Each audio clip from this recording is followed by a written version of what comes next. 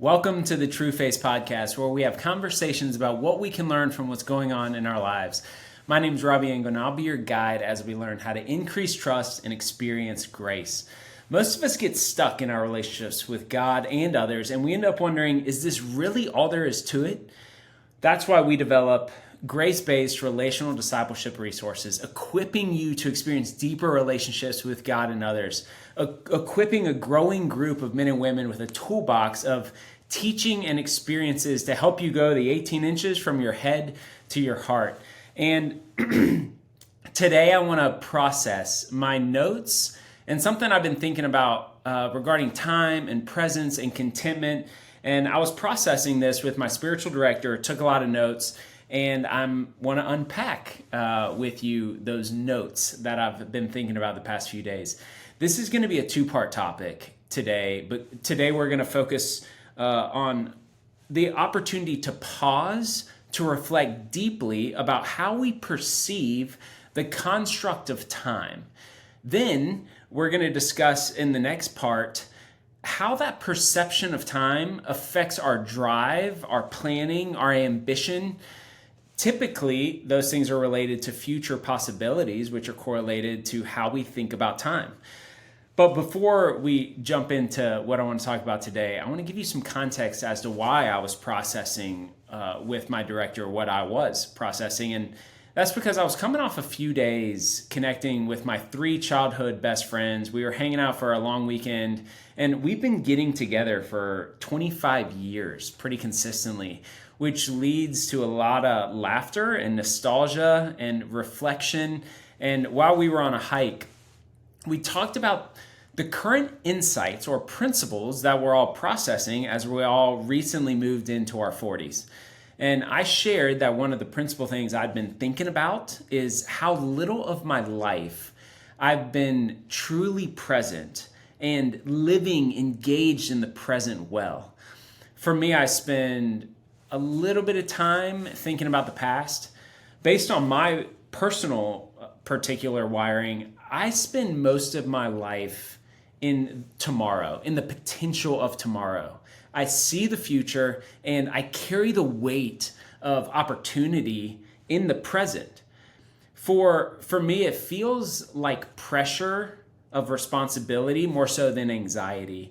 And it feels like this subtle open loop in the background that I carry with me all the time, preventing me from being fully present because of what I could be doing, should be doing for the potential that I'm stewarding for tomorrow.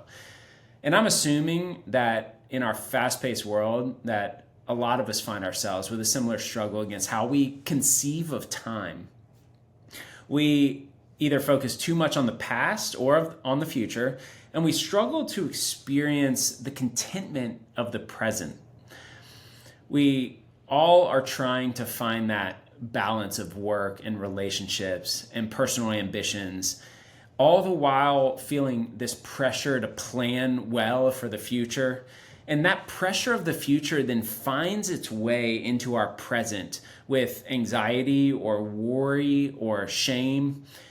And today I hope to share the gift that I got the other day from pausing to ponder the significance of time per the direction of my spiritual director and understand how my perception of time shapes my life. So I reflected to him about the difficulty managing this driven and visionary tendency that I have with my desire to be more present. And he reflected that in order to be more present, this was the starting point, that I needed to think more deeply. I needed to pause and think about the construct of time. And here are some of the notes that I took. I was pointed to this guy, W.F. Albright, who remarked that the discovery of history itself, that principle came from the Jews. The Greeks and the Romans viewed time more as an endless cycle of repetitions, with the same patterns repeating themselves cyclically. However, it was the Jews that saw time as an unfolding arrow through the context of history marked by revelation and progressive development. Their concept of time revolved around the idea of progress, guided by a higher power, which resulted in this concept that's universal to us of history in a linear way. Luke, in his gospel, introduced a significant shift in how we think about time. He placed Jesus at the center of history, breaking away from the circular or the linear views. By doing so, Luke implied that the coming of Jesus was the most significant, really the only event in history of significance, illuminating the past through the lens of Jesus's life and the future through what happened on the cross. That moment is the moment in history that changes the perception of the past as well as the future.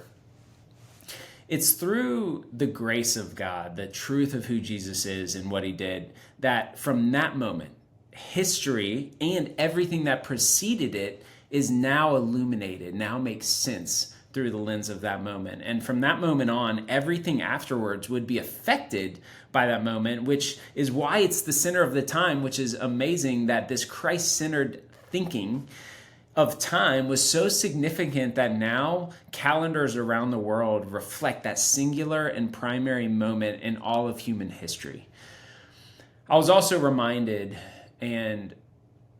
that although we perceive time as past, present, and future, it is in fact a human construct. In truth, there is only the present, where both the past and the future reside. Now, history has value. By studying the patterns of the past in the present, we gain valuable insights to guide our decisions and our actions in the present.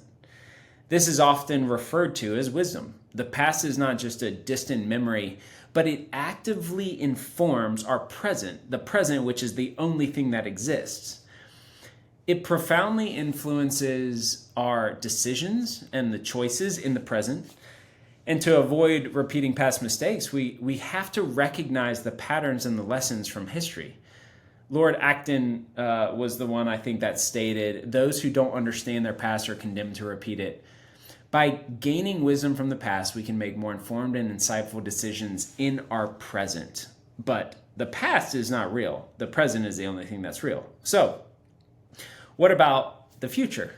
Most of my plans for the future end up, I think, doing more harm than good as I reflect on it. They end up setting these contrived frameworks that are often more limiting in the present by providing a boxed way of thinking. I think I look through the grade of these preconceived plans for the future, which limit the miraculous in my life. Focusing on the future seems to add to my anxiety, to my fear, to my restlessness. It heightens the voices of shame that I'm not doing enough, should do more, or that I'm behind, all based on some preconceived expectation for where I should be tomorrow. I can find less value scripturally for future-minded thinking, aside from the value of eternal thinking, that life is short and that what is at stake eternally is significant. When I read Matthew 6, Jesus was pretty clear in Matthew 6:24 about worry and worrying about tomorrow. And James' teaching in James 4:13 through 14 is very clear. Your mist that appears, those who plan, I'll do this and that next year, you're a fool. What is your life? And there is a wrongness, a sinfulness in worry in those verses connected to the future. And right after James 4:13 through 14, James 4:15 says, instead, you ought to say, if it's the Lord's will, we'll live and do this or that. So in regards to planning for tomorrow, verse 15 points to the alternative option of trusting God with the day, one day at a time, similar to the blessing of trusting God's provision on a day-to-day basis. As Jesus modeled and told us in the Lord's Prayer, praying for daily bread, like manna, not a storehouse of it, so that we can get to a point of not needing God. So this concept of time, that past and future, these constructs of time are not real, the only real thing is the present, has been messing with me. There is no such thing as the past or the future. They're made up. It's a construct. And there is only history-informed present, which we are living in right now. Tomorrow isn't real. By focusing on the here and the now, though, we unshackle ourselves from the regrets of yesterday and from the pressures of tomorrow. I've missed this for most of my life, and I've missed the freedom and the peace that comes with being present.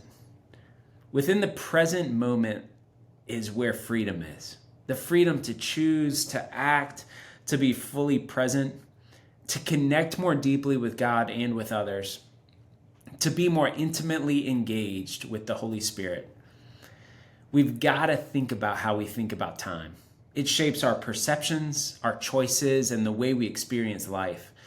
By reflecting on the wisdom of the Jews, the teachings of Jesus, and the importance of being present, we can break free from the chains of time and live more intentionally. At least I hope so, and I trust the wisdom of my spiritual director and the potential of me understanding and applying these truths in my life. And in the second part of this topic, on the next one of these, we're going to explore how ambition and the concept of time are intertwined, and how embracing present-minded ambition can lead to a contentment and a fulfillment in our lives that at least I am longing for. So thanks for journeying with me as I process this stuff. I hope it's a blessing to you. All the resources we provide hopefully help you move from knowing truth to applying truth in your relationships, so that others notice a difference in how you love them. And as we're entering into a group's kickoff season, make sure you share The Cure for Groups, a book, a resource for small group leaders with your church, with small group leaders that you know. And Embark is the 6-part study on how to launch or reignite your group that will set your small group, life group, cell group up on a foundation of depth and intimacy that will serve you for the years to come. Check that out at trueface.org, and we hope you enjoy. Thanks.